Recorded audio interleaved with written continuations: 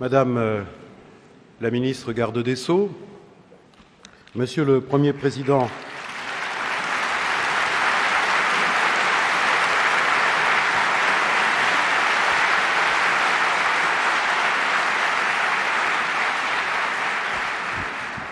Monsieur le Premier président près la Cour de cassation, Monsieur le procureur général, Monsieur le Président de la Commission des lois du Sénat, Mesdames et Messieurs les parlementaires, Monsieur le Président du Conseil économique et social et environnemental, Mesdames, Messieurs les magistrats de l'ordre judiciaire, magistrats de l'ordre administratif, fonctionnaires des greffes et fonctionnaires de justice, professionnels du droit, représentants d'associations partenaires, personnel pénitentiaire et de la protection judiciaire de la jeunesse, Mesdames et Messieurs les hautes personnalités institutionnelles et universitaires, Mesdames, Messieurs.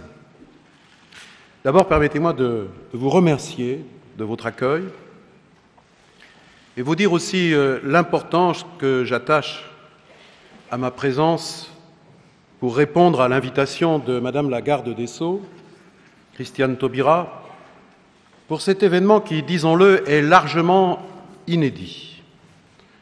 Inédit par son ampleur, d'abord, puisque vous êtes aujourd'hui plus de 1500 participants dans cette salle et puis dans une autre, mais inédit aussi par sa méthode, puisque c'est la première fois que l'ensemble des juridictions sur tout le territoire sont associées au lancement d'une réforme d'une telle ampleur. Cette forte mobilisation est à la hauteur de l'enjeu dont chacun ressent aujourd'hui l'importance, car la justice affronte des défis redoutables.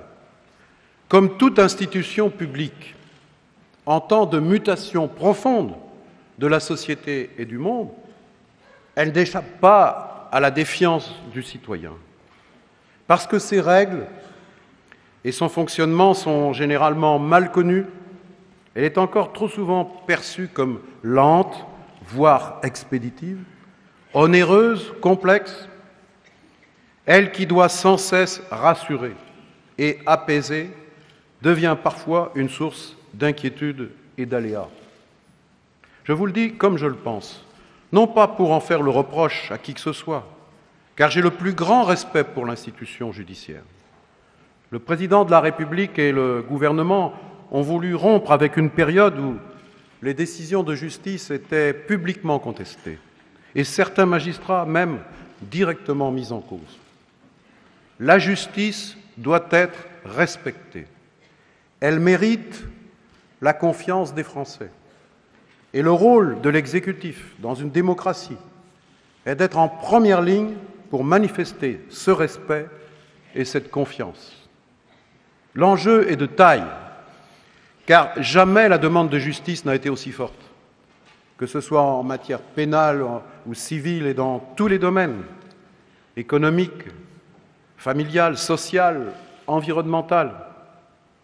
Et la justice y fait face, au quotidien, jour après jour, et au prix d'un investissement personnel considérable de chacune et chacun d'entre vous. D'ailleurs, c'est pour moi l'occasion de rendre hommage à votre dévouement, à votre professionnalisme. J'ai déjà eu l'occasion de le faire. Je l'avais fait solennellement à l'École nationale de la magistrature à Bordeaux en mars dernier. Mais je le redis encore devant vous ce matin.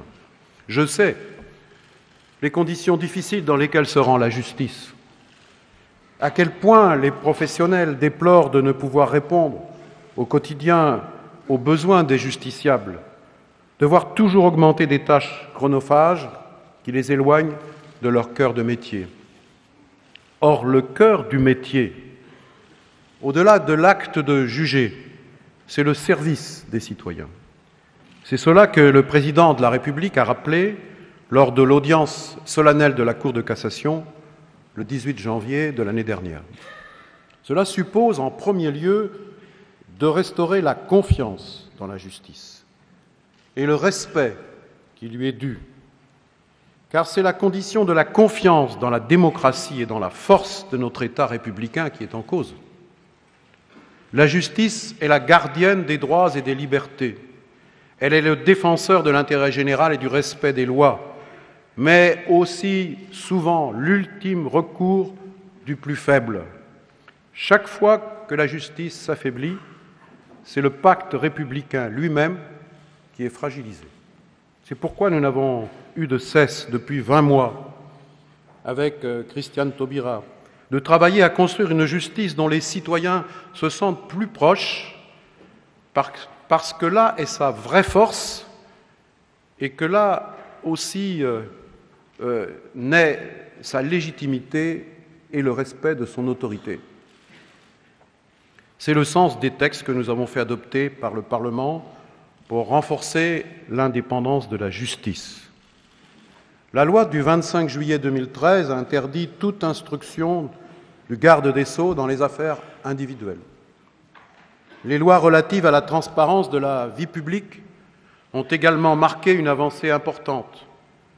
La loi sur la lutte contre la fraude fiscale et la délinquance économique a ainsi permis de créer un parquet financier dont l'indépendance est garantie par la loi et qui sera bien mise en œuvre au 1er février 2014. Mais c'est aussi le sens du projet de réforme constitutionnelle qui s'inscrit dans cette même volonté de réaffirmer l'indépendance de l'institution. Les débats ont été riches déjà sur ce texte, mais ils n'ont pas permis de réunir d'emblée la majorité nécessaire. Mais le chef de l'État n'a pas renoncé et lundi dernier a été particulièrement clair. Il a demandé au gouvernement de poursuivre le travail pour acter ce qui a fait consensus et trouver la majorité qualifiée qui permettra de faire aboutir la réforme. D'ores et déjà, pour la nomination des procureurs, l'avis du Conseil supérieur de la magistrature est systématiquement suivi. Ces obligations nouvelles de transparence et d'indépendance sont nécessaires à la confiance des citoyens. Elles constituent pour eux des garanties et des droits nouveaux. Et c'est pour renforcer ces droits, pour conforter nos libertés publiques et faire toujours mieux respecter la loi que nous devons travailler sans relâche. Le projet de loi qui maintient le principe de la collégialité de l'instruction renforcera les droits des personnes mises en cause, mais aussi des victimes.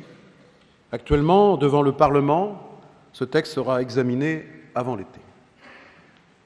Quant à la réforme pénale, elle constituera une autre étape importante. Ce projet de loi qui a été adopté par le Conseil des ministres répond à une triple exigence: la fermeté, l'efficacité dans la lutte contre la délinquance et le respect des droits des victimes comme des personnes poursuivies. La peine doit être utile et elle doit avoir du sens. C'est pour cette raison que le projet de loi réaffirme le principe de l'individualisation des peines. Preuve a en effet été faite en France, en Europe et ailleurs, qu'une peine individualisée, aussi bien dans son prononcé que dans son exécution, est plus efficace pour lutter contre le risque de la récidive. Les peines planchers seront donc supprimées, tout comme les révocations automatiques de sursis. C'est aussi l'objectif des dispositions visant à mieux encadrer la sortie de prison des délinquants. Je pense à la procédure de libération sous contrainte que nous créerons pour éviter les sorties sèches, sans aucun suivi, qui favorisent, et chacun l'admet maintenant, la récidive. Actuellement, ces sorties sèches, je tiens ici à le rappeler, représentent près de 80% des sorties de prison. Et ces sorties aboutissent à une récidive dans 2 cas sur 3. Cette politique est donc inefficace et même dangereuse. Elle n'est donc pas acceptable. Dans la réforme que nous proposons, aucune peine actuellement existante ne sera supprimée. Nous en ajouterons même une nouvelle, la contrainte pénale, qui permettra aux juges de fixer les mesures les plus adaptées et donc les plus efficaces. Et comme il ne s'agit pas seulement de faire une loi, mais de donner à la justice les moyens de la faire appliquer, j'ai décidé d'augmenter substantiellement les emplois nécessaires pour les services d'insertion et de probation pour créer d'ici 2016 1000 postes supplémentaires, dont 400 dès 2014. Le rôle est en effet essentiel pour la réinsertion des personnes condamnées et l'engagement très concret que j'ai pris est de ramener le nombre de personnes condamnées suivies par chaque agent à un maximum de 40, contre 90 en moyenne, je dis bien en moyenne parce que parfois c'est plus aujourd'hui. C'est donc un engagement fort de changement, de nouvelles règles, mais aussi de nouveaux moyens. J'ai évoqué la proximité, et au nom de cette proximité de la justice et de son efficacité, le gouvernement a également pris la décision de lui redonner progressivement les moyens dont elle a besoin. Vous connaissez les contraintes budgétaires, la nécessité de maîtriser nos comptes publics, de réduire notre dette, de retrouver des marges de manœuvre. C'est l'intérêt national qui le commande. Personne ne nous l'impose, c'est nous qui le décidons pour nous-mêmes. Mais en même temps, nous devons faire des choix, et c'est le sens de la politique et de l'engagement et de la décision politique. C'est pourquoi nous avons pris cette décision au sens le plus fort du terme politique, des décisions politiques, de donner à la justice la priorité, comme à la sécurité, comme nous l'avons fait aussi pour l'éducation. C'est donc un choix. Après une augmentation de 4,2% en 2013, le budget de la justice progresse, encore de 1,7% en 2014. 209 millions d'euros ont été récemment dégelés pour financer le fonctionnement et les frais de justice du ministère, ainsi que 5 millions d'euros en urgence pour les travaux immobiliers les plus urgents des juridictions. Ces efforts ont permis à la garde des Sceaux de prendre des mesures en faveur des personnels, et notamment ceux qui ont les plus petits revenus. La prime pour les fonctionnaires de catégorie C s'ajoutera ainsi à la restructuration des grilles négociées pour l'ensemble de la fonction publique.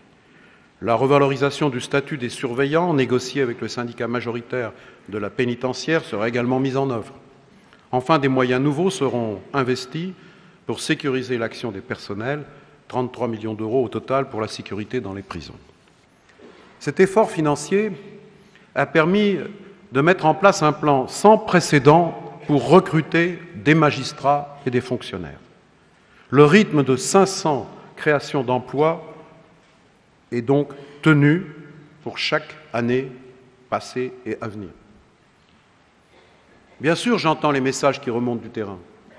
395 postes de magistrats sont aujourd'hui vacants. Mais là encore, nous payons les conséquences de longues années de suppression de postes. Pendant 5 ans, les recrutements n'ont en effet représenté qu'à peine le tiers des besoins.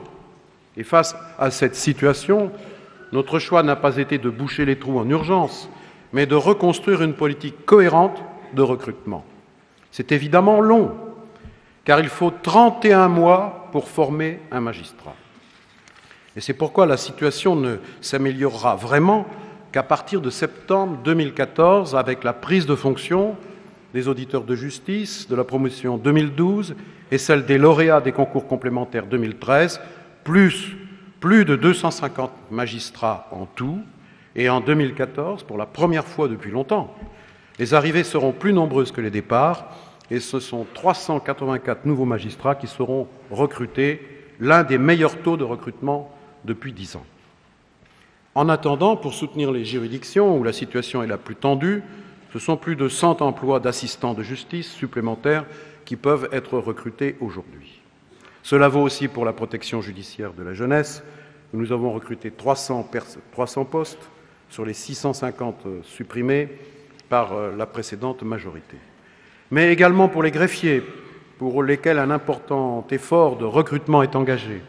2000 fonctionnaires des greffes partiront en effet à la retraite d'ici 3 ans, soit près de 10% du corps. Mais là encore, 1100 stagiaires sont actuellement en formation à l'École nationale des greffes, qui arriveront en juridiction d'ici la fin de l'année 2014. Certains pourront penser que ces efforts budgétaires ne sont pas suffisants. Oui, on peut toujours le penser, c'est vrai, je peux le comprendre. Mais encore une fois, au regard du contexte budgétaire que vous connaissez, un effort important est donc engagé et surtout qui doit être inscrit dans la durée. L'enjeu, mesdames, messieurs, c'est bien de donner aux citoyens les moyens de faire respecter ses droits en mettant la justice à sa portée. C'est ce que nous faisons depuis 1 an et demi, mais c'est surtout maintenant qu'il faut continuer. L'accès au droit et à la justice est à cet égard un enjeu fondamental de réforme. On dit souvent que la France a besoin de réformes. Oui, c'est évident. Elle doit se moderniser, elle doit s'adapter sans pour autant perdre les fondamentaux de son modèle social et républicain. Mais le besoin de réforme est évidemment, doit être respecté et ça vaut aussi pour la justice. C'est donc au nom de cette exigence que nous allons corriger la réforme de la carte judiciaire dans 8 villes ayant perdu leur tribunal de grande instance. 5 nouvelles maisons de justice et du droit seront également ouvertes en 2014, essentiellement dans les zones de sécurité prioritaire. Enfin, l'aide aux victimes sera développée, son budget a augmenté de 25% depuis 2012 et le seuil des 140 bureaux d'aide aux victimes vient d'être franchi. Il doit beaucoup à l'effort que nous avons consenti. Au nom de l'accès au droit, nous avons aussi supprimé le droit de timbre, instauré par l'ancien gouvernement, et ce, tout en augmentant le budget de l'aide juridictionnelle de 28 millions d'euros, l'aide juridictionnelle qui est une politique publique essentielle de solidarité. Nous avons donc le devoir de la réformer pour la préserver. Et c'est ce travail que nous avons engagé sur la base des travaux d'évaluation lancés par l'Inspection générale des services judiciaires. Simplifier est toujours un moyen de remettre le citoyen au cœur du système. Et cette année encore, le gouvernement va poursuivre le grand chantier ouvert par le président de la République. Dans les domaines qui vous concernent directement, un projet de loi a été présenté visant à légiférer par ordonnance. Plusieurs mesures visant à simplifier la procédure civile et à alléger dans toute la mesure du possible la charge de travail des magistrats et des fonctionnaires des services judiciaires au bénéfice des justiciables. Voilà le sens de cette ordonnance. Toutes ces réformes ont été menées de front depuis 1 an et demi à un rythme soutenu. Mais nous arrivons aujourd'hui au point où une nouvelle étape doit être franchie, celle de la réforme de l'organisation judiciaire. Il n'y a pas de modernisation sans réforme de structure, sans une vision globale et cohérente de ce que doit être l'avenir. Et cela vaut aussi pour la justice, comme cela vaut pour tous les domaines de la vie de la nation. Le moment est donc venu de bâtir une justice plus simple, plus proche, plus efficace et de le faire ensemble. Car on ne reformera pas la justice sans ses agents, et encore moins contre eux, comme on a parfois tenté de le faire dans un passé récent. C'est la conviction qui anime la garde des Sceaux depuis le premier jour de sa prise de fonction. Une telle réflexion d'ensemble n'a pas eu lieu depuis 1958. C'est dire le défi. Et la justice n'a connu depuis cette date que des réformes partielles quant à son organisation qui ont le plus souvent ajouté des complexités supplémentaires dans l'organisation de nos juridictions. Cette organisation doit donc d'abord être simplifiée pour le citoyen. Or, le paradoxe veut que ce soit au niveau des tribunaux de première instance, là où le justiciable s'adresse en premier lieu à la justice, que cette dernière est la plus complexe. Entre le tribunal d'instance, de grande instance, le juge de proximité, le tribunal des affaires sociales ou encore le conseil des prud'hommes, rares sont les citoyens qui spontanément savent s'adresser à la bonne juridiction. C'est donc un problème. À la dispersion des compétences répond d'ailleurs la multiplication des procédures spécifiques pour chaque nature d'affaires, avec ou sans avocat obligatoire, devant un juge unique ou en formation collégiale, avec des juges professionnels ou non, ou les deux. Ces complexités peuvent être source de délais, parfois d'erreurs, que ce soit pour ceux qui saisissent la justice ou ceux qui la rendent. Cette organisation doit donc être simplifiée. et ces procédures adaptées pour mieux répondre à leur objet et au public qui y ont recours. À cet égard, toutes les réflexions qui se sont développées autour du tribunal de première instance, tel que le président de la République a pu le dessiner l'année dernière, vont dans le bon sens. Mais repenser l'organisation judiciaire à travers l'architecture de ces juridictions et leur fonctionnement ne peut suffire. Encore faut-il en tirer toutes les conséquences nécessaires quant aux missions, aux métiers, bref, à ce que l'on désigne par l'office du juge. Cela fait bien longtemps que la justice ne se contente plus de dire le droit. Elle répare, elle protège, elle restaure, elle évalue, elle administre, et a vu les contentieux qu'elle traite se diversifier en même temps qu'ils se massifiaient. Et ce déploiement de la justice au-delà de son offre traditionnelle a paradoxalement contribué à créer une distance supplémentaire entre la justice et le justiciable. L'autorité du juge a eu tendance à se diluer à mesure de l'extension de son office. Les travaux menés sur ce sujet sont particulièrement riches et plusieurs évolutions sont aujourd'hui concevables et possibles. L'office du juge peut être repensé en fonction de son périmètre ou de son niveau d'intervention sur les matières qu'il traite. Le juge peut en effet être une instance de contrôle, de recours, mais aussi de validation. Cela peut évidemment conduire à mettre en œuvre des procédures qui favorisent le règlement non contentieux des litiges, mais à condition d'y mettre les garanties nécessaires pour que les droits de chacun soient effectivement garantis. En ouvrant ce débat, je dis bien j'ouvre le débat, donc je ne veux pas le conclure, c'est ce que j'avais dit à la garde des Sceaux, et ce serait quand même peu respectueux de ce que vous allez entreprendre ensemble. Mais en ouvrant ce débat, je voulais simplement vous dire que le gouvernement attend beaucoup de vos travaux. Parce qu'il va vous revenir, au cours de ces 2 jours, de conduire une réflexion qui doit aboutir à une réforme. Il doit permettre la réforme. Et ce que vous avez à faire est un travail, et ce que nous avons à faire, est un travail considérable. J'en suis parfaitement conscient. Et je tiens pour cela d'abord à saluer tous ceux qui se sont impliqués dans la préparation de ces travaux. L'Institut des hautes études sur la justice, d'abord, mais aussi les présidents des groupes de travail, Antoine Garapon, Sylvie Perdriol, Boris Bernabé, de l'IHEJ, Pierre Delmas-Goyon, Didier Marchal et Jean-Louis Nadal. Et je remercie également Martine Comte et Dominique Lebras qui président le comité de pilotage des réformes judiciaires. Merci donc à tous ceux qui se sont mobilisés pour permettre la tenue de ce grand rassemblement, mais permettre aussi qu'il tienne ses promesses, parce que je sais que l'attente est forte. Alors bien sûr, personne n'imagine le grand soir où on ferait table rase de tout et on reconstruirait. Non, bien sûr. Mais ce qui est à craindre, c'est la déception. Ce qui est à craindre, c'est que l'attente qui est très forte ne débouche pas sur une stratégie de réforme et qui se mette en œuvre peu à peu, mais de façon déterminée et concrète, et qui, en tout cas, en ayant tracé une perspective, donné un sens, fixé un cap, garantit que la réforme se fera bien. Donc c'est tout l'enjeu. Et je sais que c'est difficile, parce que tout le monde est d'accord au départ pour la réforme.